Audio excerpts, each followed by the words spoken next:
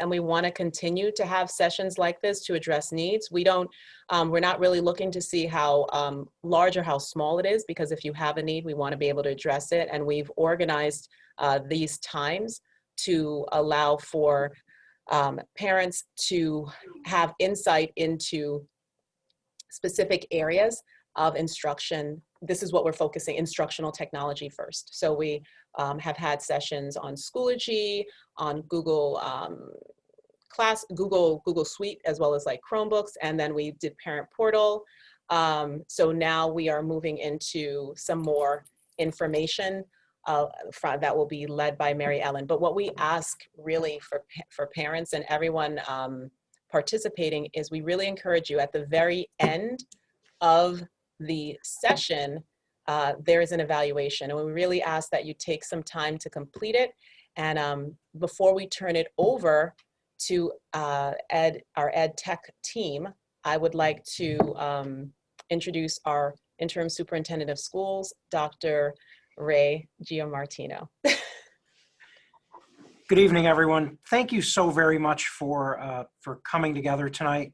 This work is really important. I know that our team that has brought this work before you has just done a tremendous job in putting a very brief program together for you, and I appreciate you taking the time. I know our IT team, thank you very much, and parents, community members, obviously our faculty and staff team members. We need you. We need to partner with you. So please continue to join us, and know that we need to rely on each other to advocate on behalf of all of our students and our community.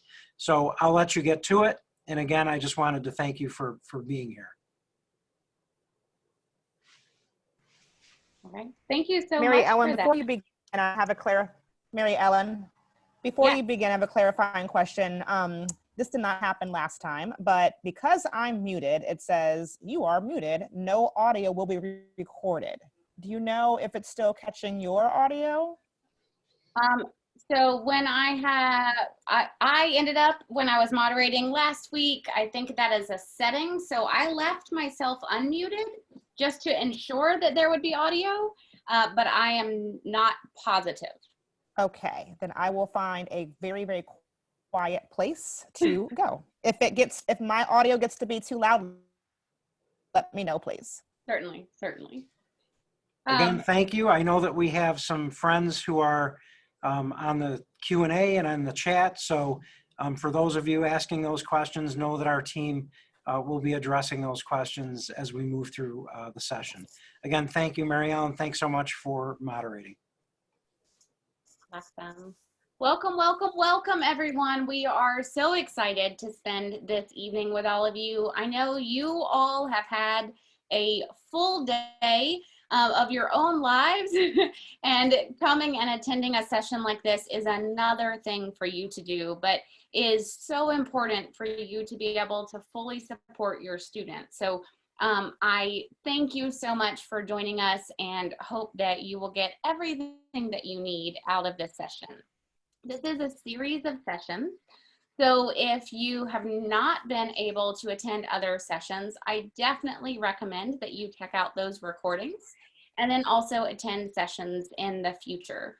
There will be an evaluation at the end of the session that will give you the opportunity to share what specific sessions, what needs you have, so that you can best support your student. And I think that's going to be the best way for you to ensure that questions that you have in the future, other things that you would like to see covered, will be covered in future sessions, and that you will get the resources that you need.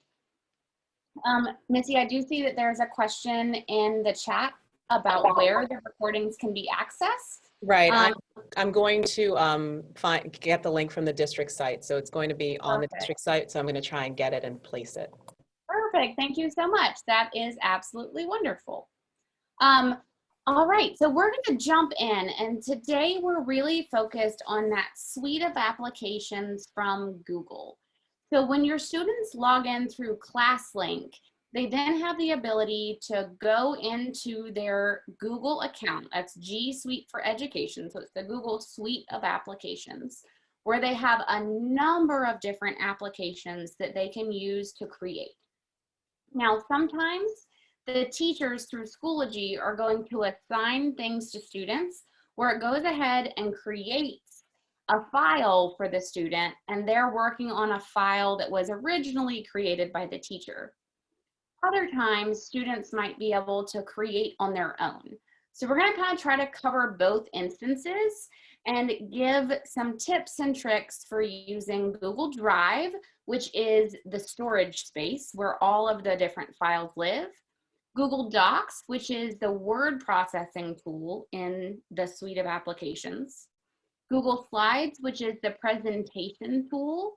And also Google Calendar, which just like it sounds is the calendar tool, so that students are able to keep up with due dates and assignments and different things that are going on and keep up with a calendar for themselves. All right, so we will jump in. I'm gonna go ahead and share my screen.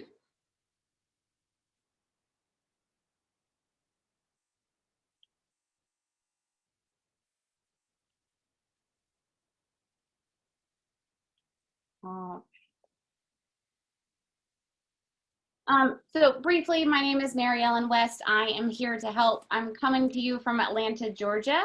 Our moderator over in the chat is Katia, and she's our rock star and can probably answer any question that you have in the chat as well, but she'll also interrupt me if I don't see something so that we can jump in and get started.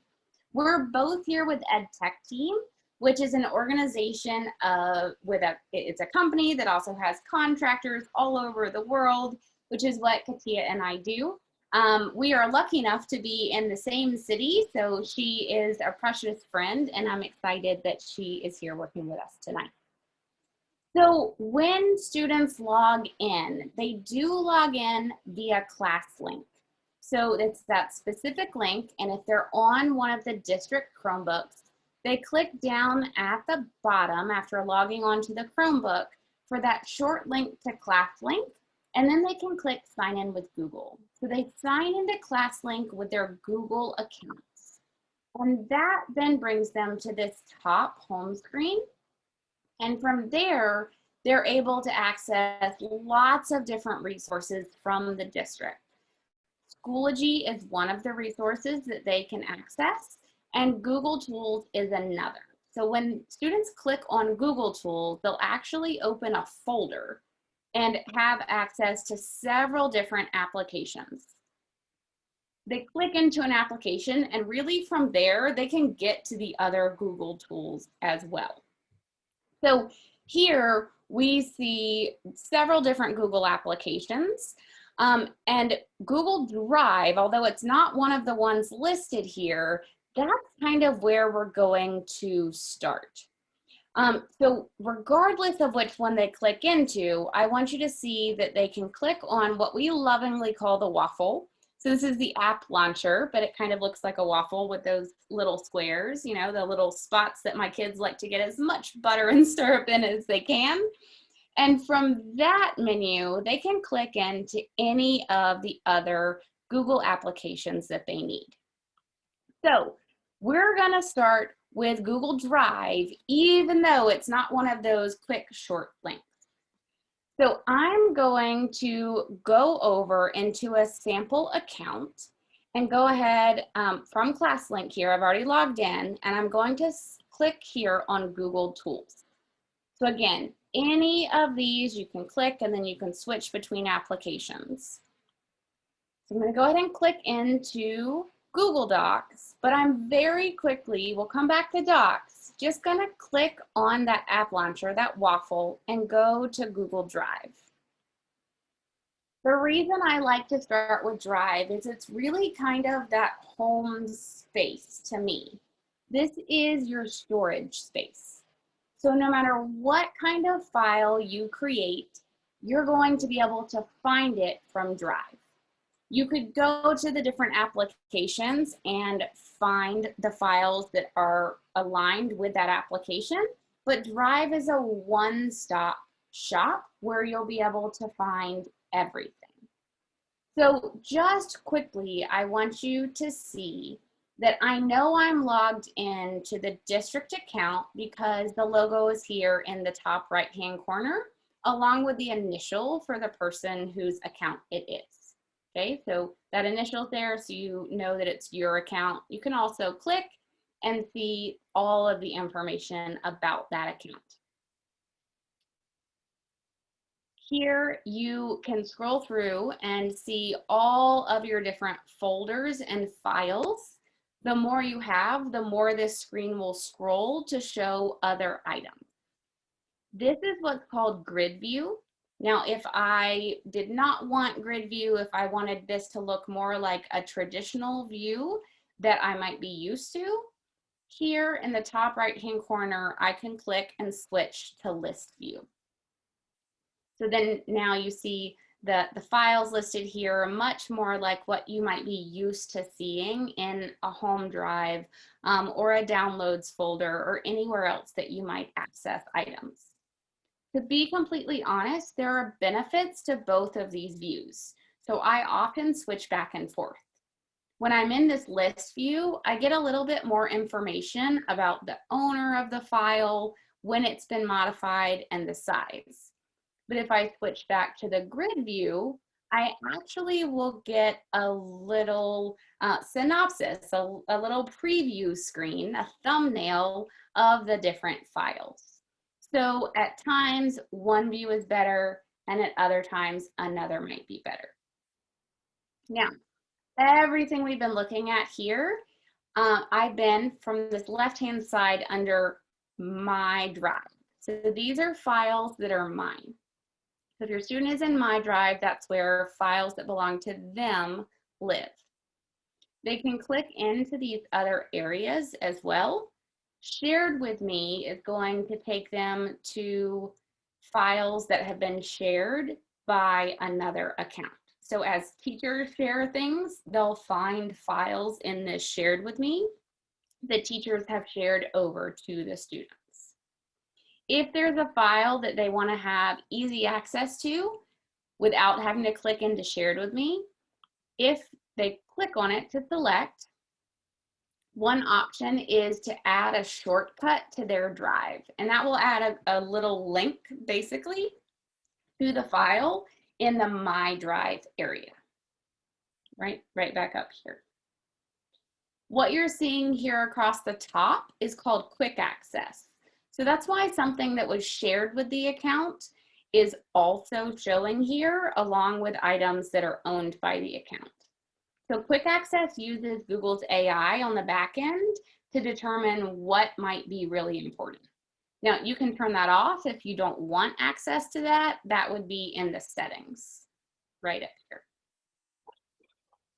When students need to create something on their own, my preferred way to do that is to start from Google Drive and then click on the New button and select what they want to create. The reason I like using that New button starting from Google Drive is it's going to automatically be saved in the location where they were when they clicked New and created. So we're used to opening files and editing, to create, and then clicking on File, Save As, and determining where it's going to be saved. But in Google Drive, everything's automatically saved. So as soon as I create something, it's saved. And if I don't want to have to move it, then I should probably create it where I want it to be. So personally, I like to go in and click on New and create folders for different classes.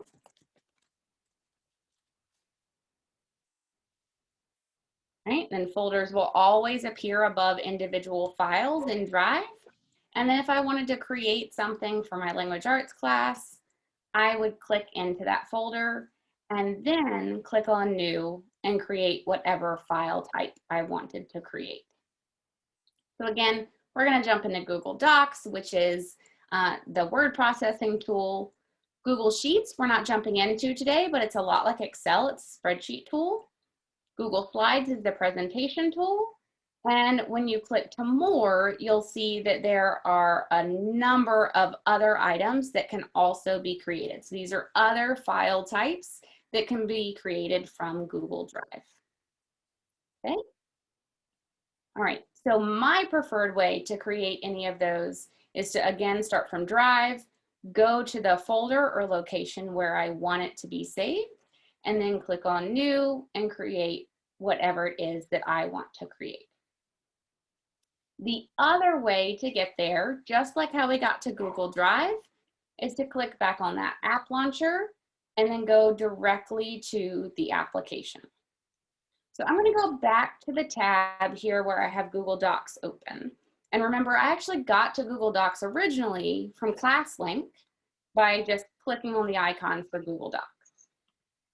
All right, so we're going to jump into Docs. I do want to show you, so this presentation, I believe, is being made available to you. So I have a help guide here for Google Drive, and I'll go ahead and throw this in our chat as well, so that if you want to open it and explore right now, you are welcome to. But that is a document that is a help guide for Google Drive to get a fuller understanding and remind you of all of the different things that you can do from inside of Google Drive. Right, so we didn't jump too far into searching your drive or organizing your drive, but that help guide has those directions and is available to you. So jumping into Google Docs, if I go to that app launcher and then go to Google Docs, at the bottom of the screen, I'm going to see the Google Docs from my account. At the top of the screen, I'm going to see templates that I could use to create a new Google Doc. And these templates are really amazing because they go ahead and have a layout provided for you, but also allow you to see some of the things you can do in Docs that you might not even realize if you just start from a blank one. If I start in my Google Drive, which again is my preference because then I know where it's been saved, and I click on New, and then I go to Docs. If I just click on the words, it's going to create a blank Google Doc. But if I hover over this little carrot that looks like Pac-Man, I can choose to create a blank Google Doc, or I can choose from a template, which is then going to let me choose from that template gallery that we were just checking out. So when I click there, you'll actually see that there are some templates specifically for your district that students can use. In addition, if they click into General, this other tab across the top, you'll see all of the different templates that are available. If you have a student who is trying to write a paper in a specific format, like MLA, I was an English teacher, then what's wonderful is there's a template for that. So if I click on any of these templates, it's going to go ahead and create a document. It's saved in my drive. We saw that happening right here at the top. I'm going to close this sidebar. And this document is now saved in my Google Drive and belongs to me. So the title of it here by default was made report. If I created a blank Google document, it would be titled Untitled Document. So I always tell students, the first thing you should do is click up here and name this what you actually want it to be. So this might be, my son is reading The Giver for class. Whatever that might be, whatever you want the title to be, go ahead and title it that. Because remember, it's automatically saved, right? And because I just jumped back into my drive, because I was in this language arts folder, when I clicked New, it's saved here automatically. All of my changes are saved automatically here in my drive. So if I had not changed the title, this would just say report. And if I had created a blank Google document, it would say Untitled Document. I think the issue that I see come up probably most often with students is they never change those titles, and then they're not sure which document is which. So they don't know what to turn into a teacher because they might not have it organized into folders, and they have a lot of things titled Untitled Document, Untitled Presentation, and there are duplicates of things with those same titles. I'm going to jump back into this doc, and let's just talk about a few of the tools and features that I think are really powerful within Google Docs. Quick reminder, if you have questions, please feel free to throw them in the chat or in the Q&A, and we'll make sure to address them. So here across the top of a Google Doc, you have this toolbar, and that toolbar is going to vary slightly based on what you are doing. But for the most part, this is going to look fairly familiar. Adjusting the font and the font size, bold, your font color, all of these are tools that we're used to. Your paragraph style tools are listed here as well. Again, these are items that we're used to based on any word processing tool that we have used in the past. Because I used a template, there's already text on this page. Now, what I love about these templates is that there is this text already there. So instead of my 11th grade language arts students trying to remember what were those 4 lines for MLA heading, they can see them right here, and then they just highlight and replace. So if I am writing this, then as a student, I put my name, and then I might put Pia might be my teacher, although typically I think that doesn't have, I think it's just the last name, and subject and so on. So then everything that you're doing, you simply can highlight and replace, right? So again, those templates are really, really powerful. And then the toolbar is those simple formatting tools that typically we are pretty used to. Now, I do want to jump just a little bit into the menus that appear here across the top. Like I said earlier, Google files are automatically saved. So they're being saved in real time. We don't have to worry about clicking File and Save. So a lot of times people get confused because when you do click on File, you don't have a save option because it's automatically saved. But you do have some other options from here. So if I needed to, I could rename or move the file. I can send it to the trash if I no longer need it. And I can always print as well. So if I do need to print this out, I can. If I need to save it in a different format, I would actually click on download. And then I would have the ability to download this Google Doc as a Microsoft Word document, as a PDF, or there are several other options available here as well. Some of the other menu options have other tools that are really, really helpful.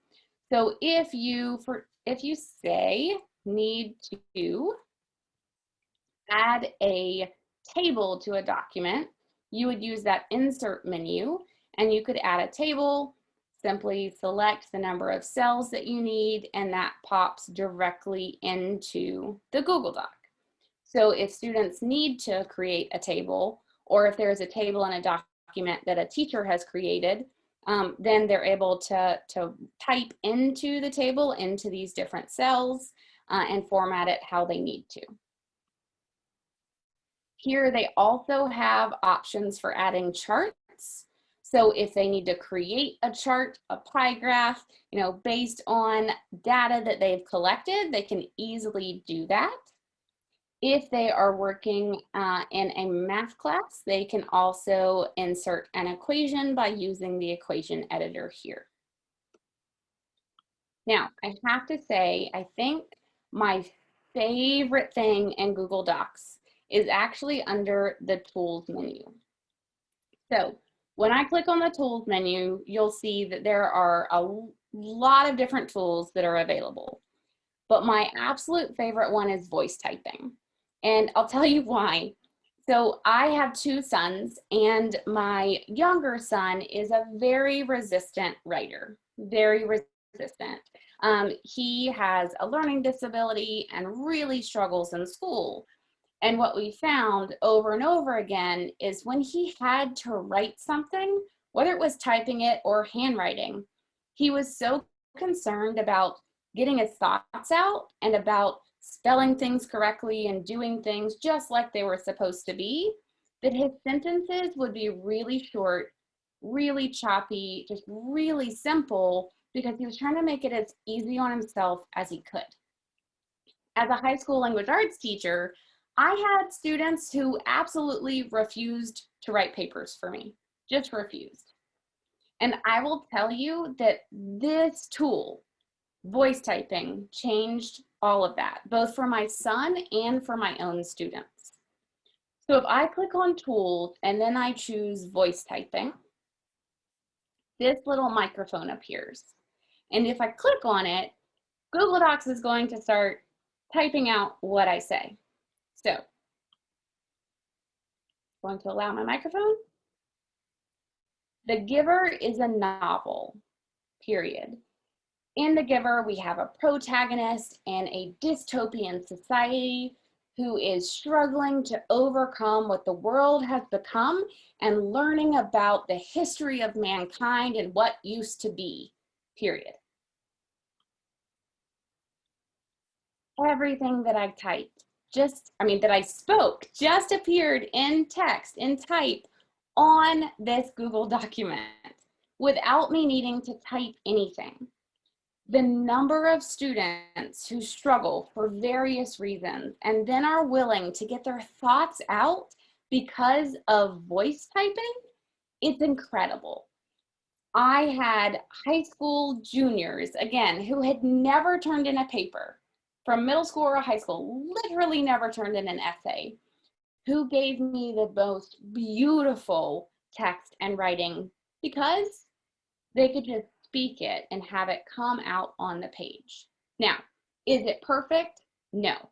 There are going to be mistakes that pop in. It's going to miss here. You do have to speak punctuation and say things like new line, but that doesn't bother me because then I know that my students are going to go back and reread and they're going to edit their own work.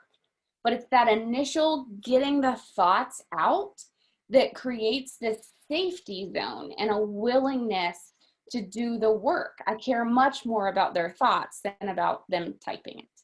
So voice typing to me is an incredibly powerful tool built directly into Google Docs. Other features that are available under tools, you'll see that there is a translation feature, as well as being able to set your preferences and so much more. Under format, this is where you have the ability to add columns, and also page numbers, headers, and footers, some things that are kind of built into this template, but that students might need to use even if they didn't start with a template that already has those. Okay. Under the insert menu, you'll find that along with some of the other items that we've talked about, like a table and a chart, students can also add an image, or that can be done just from the toolbar as well. When students add images to Google Docs and also to Google Slides, which we'll jump over to here in just a couple of minutes, they have the ability to add from several different places. So they can upload from the computer. They can actually do a web search from right here, and that allows them to pull in images that they're able to reuse, so they're not infringing upon copyright or anything like that. They can also add from their drive, add from a URL, or there's a camera feature built in. So if they choose that camera feature and allow, they can snap a picture and add that directly in. So if they're doing a science experiment or anything else where they actually need to show what they've been working on, even if it's a piece of paper where they've worked something out and then, you know, they need to hold that up, they can take a picture and insert it into their document or into a Google slideshow as well. All right. So just like with Drive, you do have a help guide for Google Docs. So I will throw this one into the chat as well.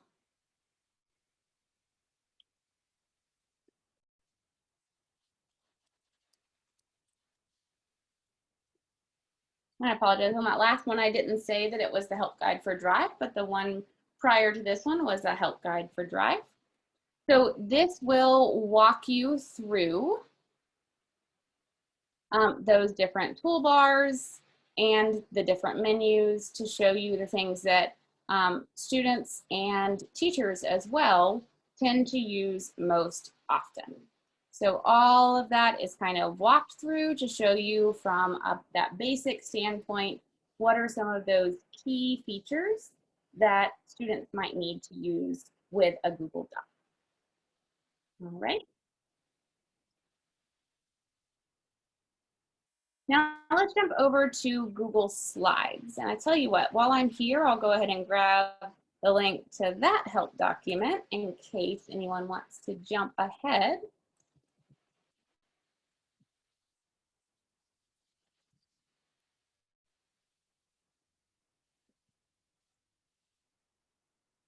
All right. And then we will jump back here. Now, again, if I need to get to Google Slides, I can. I'm going to go back here to Drive. I can click on that app launcher, the waffle, and jump straight into Slides. But remember that my favorite way to create is actually to click on the New button from Google Drive, starting in the folder where I want the file to actually be saved, and then to click here to Google Slides if I want it to be blank. Now, if I want to use a template, those are available for Google Slides as well.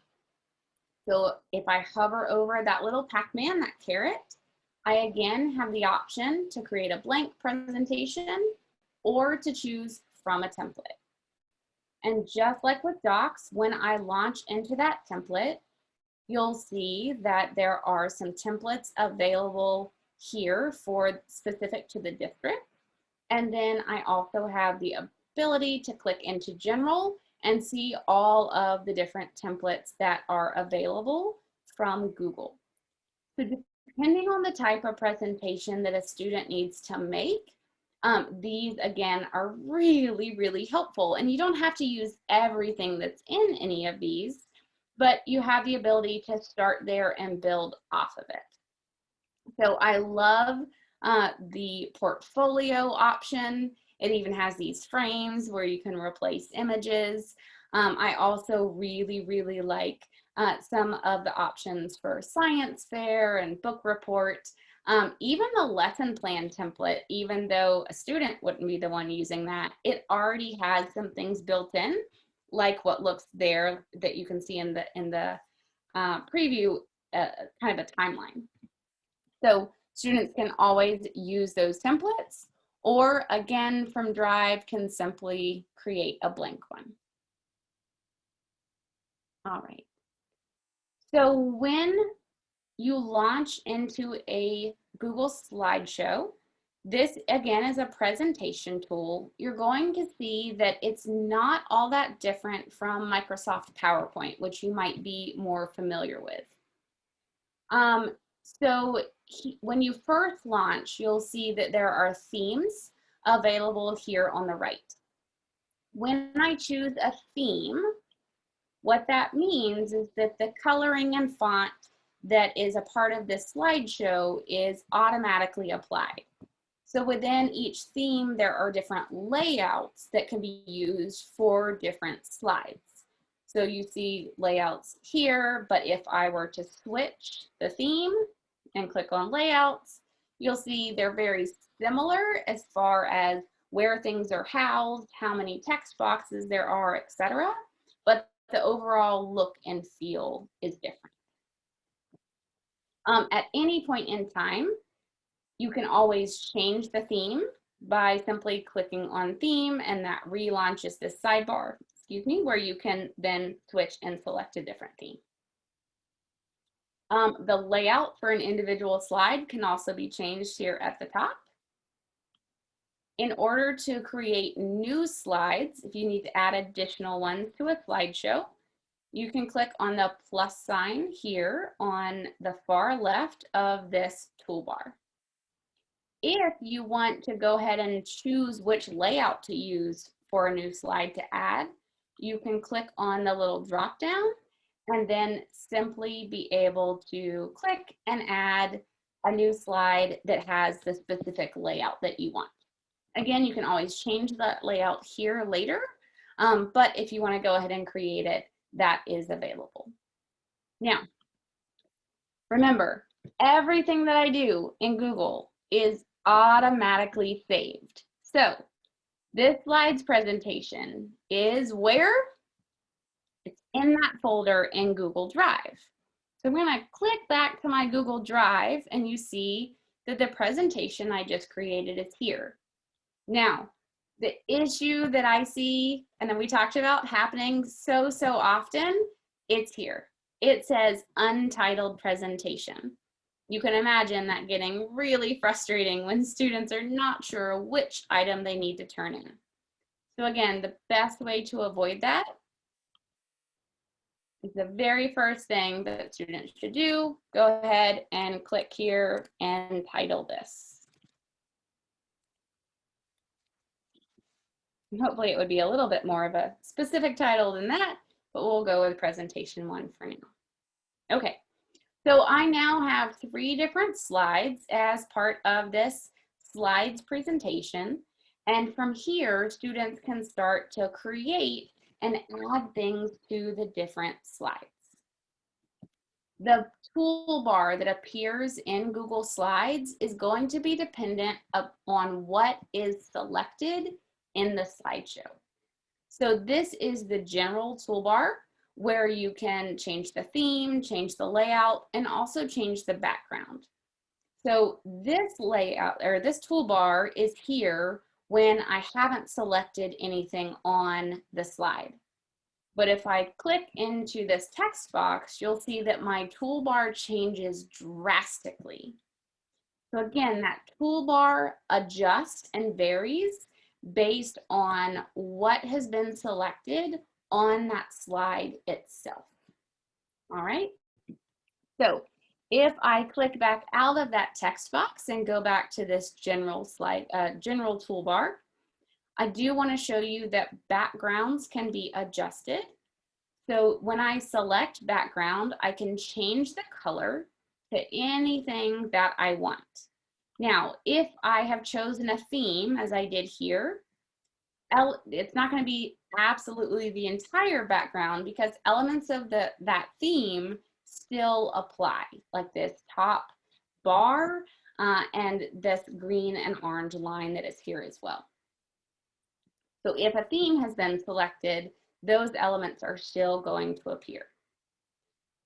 Under background, I also have the ability under color to choose custom and pick any color in the whole world, or I can even make it gradient, which kind of, varies that transparency throughout. I also have the ability to add an image as the background, and I can choose that by, an image that I'm uploading. I can use that camera feature to take a picture, again, by URL, Google Photos, Google Drive, or doing an image search. So any of those can be added as a background to a slide as well. Now, if I want to add an image, but I don't want it as the background, then I would choose the image icon here. I could also use the insert menu, right? Insert image, and have all of the same options for where an image can come from that I have when I select here. So I'm going to go ahead and just do a search of the web.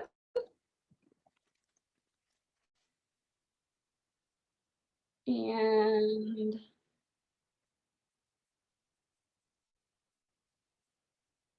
I'll choose this book and click insert. Again, the images that come up in that search, I know I'm able to use. They're labeled for that reuse, which is really powerful. Now you'll see that this image came in large. It's not filling the whole screen, but it is filling quite a bit of the screen. But students can resize. So they can click on the edge and can resize to make that smaller.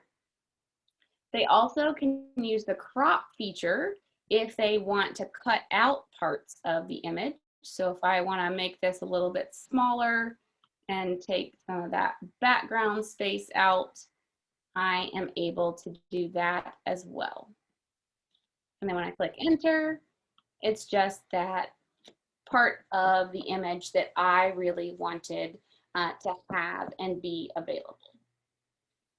So if a student adds an image to a slide, they can resize it and they can crop parts of it out. In addition, they also, across the top, you'll see these different tools. They actually have a border color for that image. So they might not realize there's a border around it, but there is. And we can make it thicker and we can even stylize it if we want to. So they can really kind of customize that image to look exactly like they need.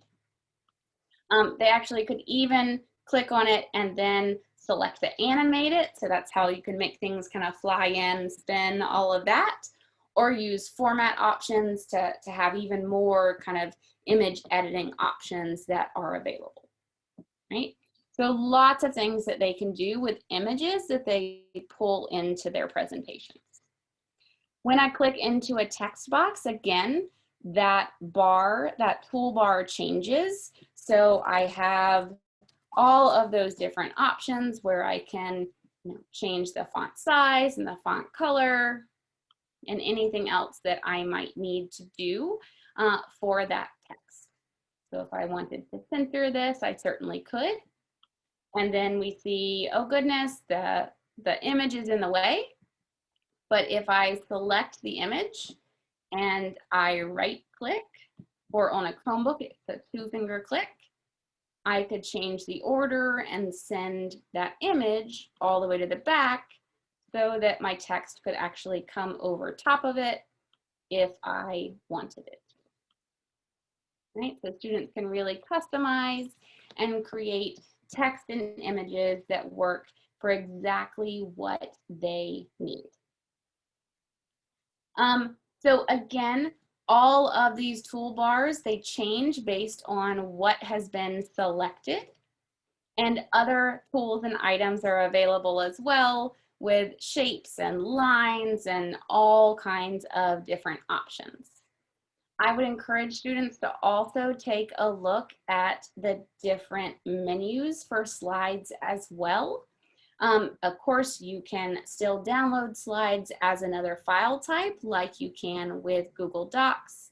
And if you go across for these different menus, you will, menu bars, you will see all kinds of other options.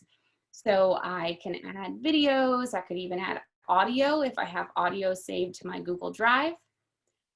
Diagrams and word art are really powerful.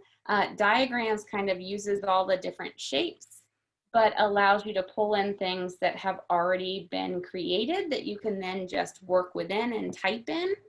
So if I needed to add a timeline to the slide about the book, The Giver, I could choose a timeline and just pull that in and then just be able to edit the text within that. So it can make things a lot easier. So again, students can really get their thoughts out and it not be so much about just trying to figure out the tool, but more about really showing what they know and what they've learned. All right.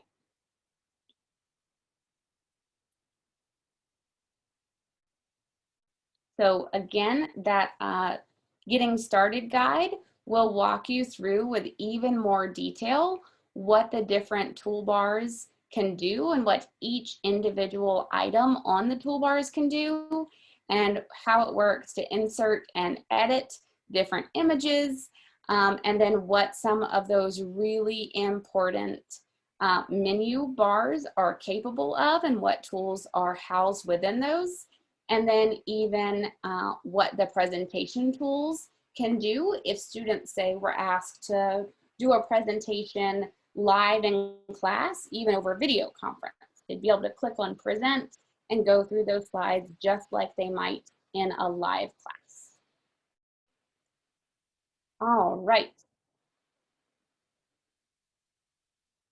So one thing that I think is important to note is that sometimes students are going to be asked to create completely on their own, and that's when they would start from Google Drive and use that new button and then choose the tool and potentially use those different templates. Other times, teachers are going to create something and then assign it through Schoology and ask students to answer questions, make other changes, basically follow their directions on that Google Doc or Google Slideshow, and then submit it back again through Schoology.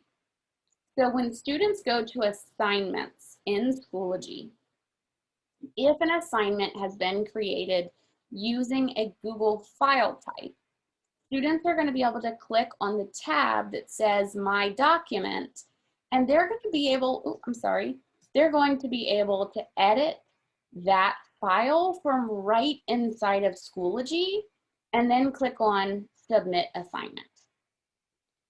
So from right inside of Schoology, they're still going to see that document or other file and be able to work on it and then click Submit when they're done, if the teacher has kind of created a template that they want students to work from. Now, sometimes specific tools that they might want, they might not see when they're looking at the file from inside of Schoology. So if that's the case, they're going to want to go back to Google Drive and go to that Shared With Me, and then they can open the file from Drive and have every single option that is available in that file type. They'll still be able to go back into Schoology then and click Submit. If the student is being asked to create something themselves, then from Schoology, from the assignment, they'll have the option to add a file, and they'll be able to add their Google file to the assignment and then click Submit. All right, so let's go ahead and jump forward if there are no questions about any, about docs or about slides or those submissions specifically. So the last application that we are covering tonight is Google Calendar. And again, Google Calendar is the feature in the application that is going to allow students to have their schedule and see everything that they need to for different classes, and also they can create things on their own. So if I head back over, and again, I'm going to come back to Drive and then click on that app launcher. And now, instead of choosing an application where I'm going to create, I'm going to go straight into Google Calendar.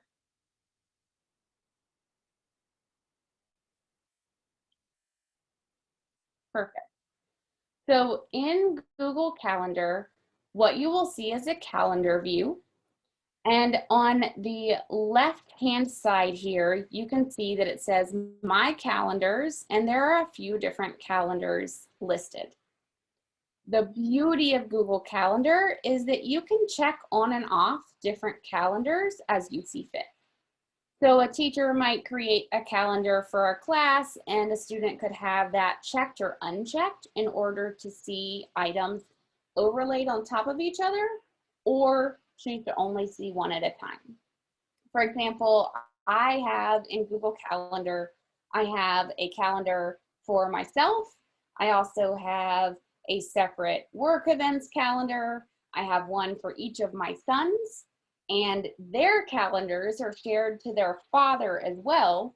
So he can overlay their calendars with his, I can overlay their calendars with mine, but everything is not all on one calendar. So it's easy to check on and off calendars and have events show or not. So for example, if I click and create an event, you'll see this event is showing because it is on this calendar. But if I were to uncheck that calendar, that event would no longer show. So if I click there again, now that event shows along with any details that I might have added to it. I can easily click between months here at the top and select whichever week I want to be on. And if I don't like this view, which is by week, I can actually click here where it says week, and I can choose to see one day at a time. A week is what we're currently viewing, switch to a month, a whole year, a schedule view, 4 days, and I can also choose to show or not show weekends. So I know for my children, they kind of like to see the week, but they don't want to see the weekends when they're focused on schoolwork. So they uncheck that box and they're just able to focus on that 1 week. Currently, because I have one son who's going to school face-to-face, I have one son who is digital. My son who is digital, on his calendar, he has added exactly what his different class periods are. So he has a class, and this one is period 1 for him. And again, this isn't what's pushed out by the teacher. This is just for him so he can keep up with what he's supposed to be doing at all times. So from 8 to 9:30 every day, he has first period. So we created that event on his calendar. And we actually, from here, you can see there are options to add guests and locations and add a description. But if I click on more options, I have even more possibilities. So if I click to open that, what we found really, really helpful is that we could make it repeat. So if I click on this drop down, we can say, hey, this repeats every weekday, because every weekday he has that class. We'll have it repeat every weekday, and we could even have it add a notification. It could be an email or an on-screen notification for his device. We might not want it to remind him 10 minutes before because he'd be in another class, but we might make it 5 minutes before. And then click save. And now we see he has that reminder on his calendar that he has first period every day from 8 to 9:30. Really clear. We have all of his different classes set up. So at any point during the day, he can click and see exactly where he needs to be. Now, it's later right now, so we see this line is not showing during the school day, but this line shows what day, right? You can also see that today is highlighted, but then the line also shows what time. So he, without even looking at the clock, can kind of see, oh, this is where I am. In a couple of minutes, I'm going to need to log on to the Google Meet for, whatever class is coming in.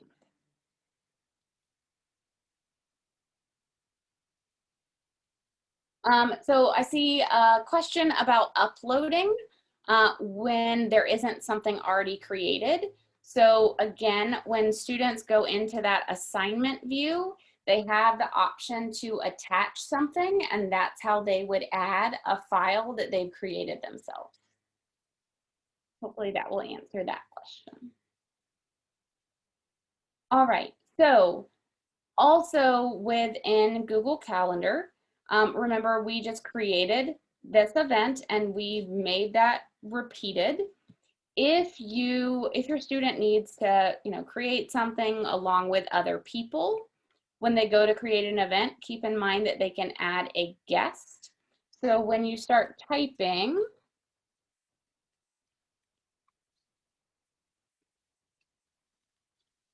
this account doesn't have people already attached with contacts, but you should be able to start typing and find other people within the district.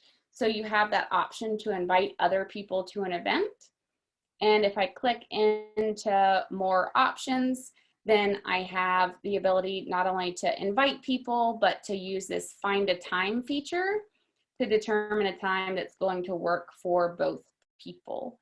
So that can be really helpful as well. But for the most part for students, I think what is most beneficial is being able to, again, just kind of add that schedule and see really simply and really quickly what they need to be able, what they need to log into, what they need to do and complete.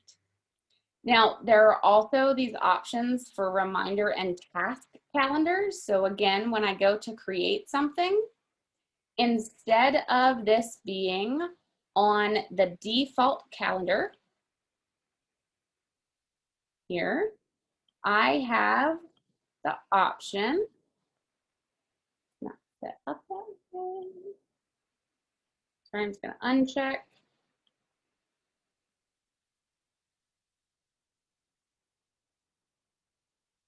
All right, so I can create a task for myself and add that. And so then I will see on my tasks where I have a task for that day. So students can set up, hey, I need to do this on this day. I can create a task. Create a task and click save. And so now on this day, that is a task that comes up for me. So it's again, kind of that, hey, these are things that I need to get taken care of and that I need to complete on this specific day. All right.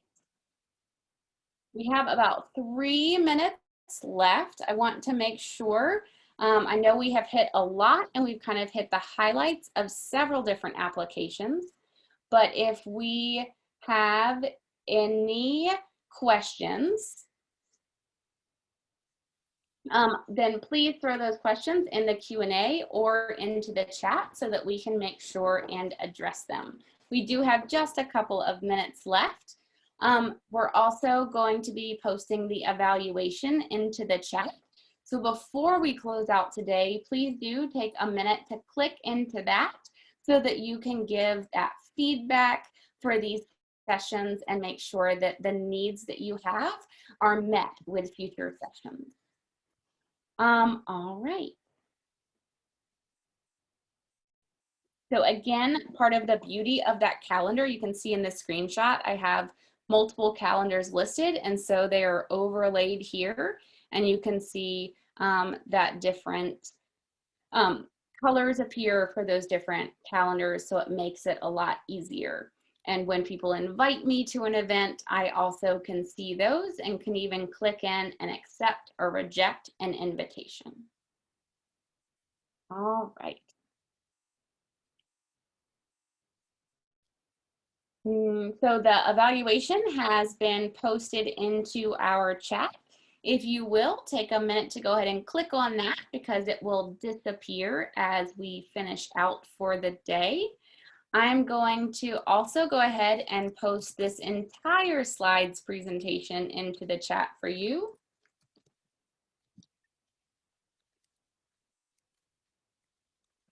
Again, all of those help guides are linked in that slides presentation. So as you click through in the bottom right-hand corner of several of the different slides, there is a quick link to a help guide that I hope will help you to further understand and dig into those different applications. If you have any questions, please feel free to pipe in and ask those in either the chat or the Q&A, and we'll be wrapping up here in just about a minute. So that quick review again, keep going to the wrong side there, sorry about that. Students will log in, and then once they click on to Google Tools from that Launchpad, they have the different applications that are listed here. When they click into any of these, they'll then have the option to create from there. They'll see the different templates for the applications that have them, and that app launcher then can take them to any of the other applications. Tonight we talked about Google Drive, which is the storage space, and that's where I really like to create because then I know where things are. Google Docs we also talked about tonight, which is the word processing tool. Google Slides we covered, which is the presentation tool. And then we jumped into Google Calendar, where students can be organized and make sure that they're keeping up with when they need to do different things, when items are due, and when they need to log in. All right. It doesn't look like any other questions have popped up. We're about a minute over, which I apologize for, so we'll go ahead and wrap up. We'll hang out here for a couple of minutes. If you do have lingering questions, please take a second to click into that link in the chat for the evaluation so that you can give feedback for future sessions for your district. And if you would like all of those help guides, they're listed in the chat and they're also linked in that presentation. There was a question, when is classroom? The district is actually using Schoology this year. So one session for Schoology was last week, and I believe the second session for Schoology is scheduled for next week, if I am correct. So Schoology is the LMS being used by the district this year. All right. Well, thank you guys so much. After you have clicked to make sure that you get that evaluation link and any of the help guides that you would like, you are free to sign off. We thank you as always for joining us. You guys have been a blast. Thank you so much.